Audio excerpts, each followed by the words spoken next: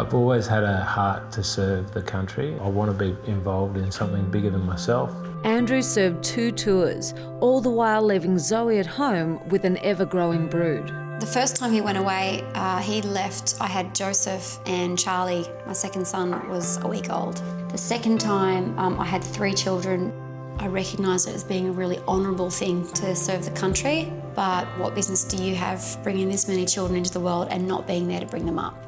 My job was finding and disposing of IEDs, or improvised explosive devices, assess the damage, clean it up and recover evidence, whether that was putting your mate's bits and pieces in a bag or picking up some children. I was like, we've got a job to do, you can't think about it. It was more important to me at the time than family. After my first deployment in 2008, I came back and I started getting these weird nightmares and a couple of hallucinations. But my later deployment in 2012, I got home and thought, I've had the transition time and this stuff's not going away, in fact it's getting worse. Living out hallucinations where I'd even carry my own kids into my bedroom and bandage up their missing limbs. And Zoe would be waking me up saying, put him down, put her down, you know, she's fine. And I'm looking at my own child, seeing an arm missing from a blast injury and burns all over her body. I think it was about that time when I said, you have got to go and get some help because you are destroying us. There was just no love. There was no love anymore. It was like he didn't care. I was hospitalised. You had a full-on breakdown and then you were diagnosed with PTSD and I was like, oh, finally. I planned on just taking off into the ocean and swimming one way until I couldn't swim anymore and been gone.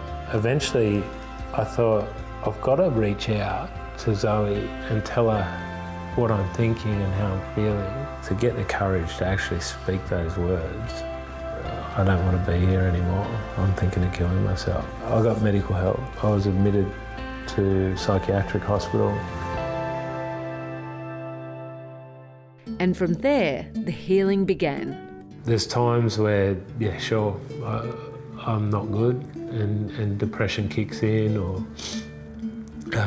I get panic attacks still, and there's bad days, but there's a hell of a lot of good days too. That's why I'm so passionate about helping people that are suffering from mental illness today, because I've been there, I've felt the depths of it, and I just want them to know, man, there's hope.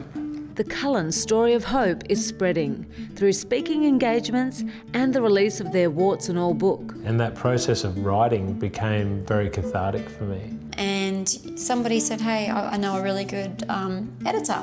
Yeah. And she actually came over and she read it and she said, there's something missing. We need your story. And I think I wrote it in like 3 days. Yeah. It just poured out. I'd opened a wound, but I'd also gotten rid of such a load. I just wanted to be able to offer some hope to people that are really asking those questions. You know, am I the only one that this weird stuff's happening to? It's people that get through adversity that achieve the great. Helping people helps me, and there's a beautiful truth to that for every human being. I'm actually living, and this is awesome. There's so much more, so many more facets to him, you know, he's got so much more depth. Yeah. Thanks, babe.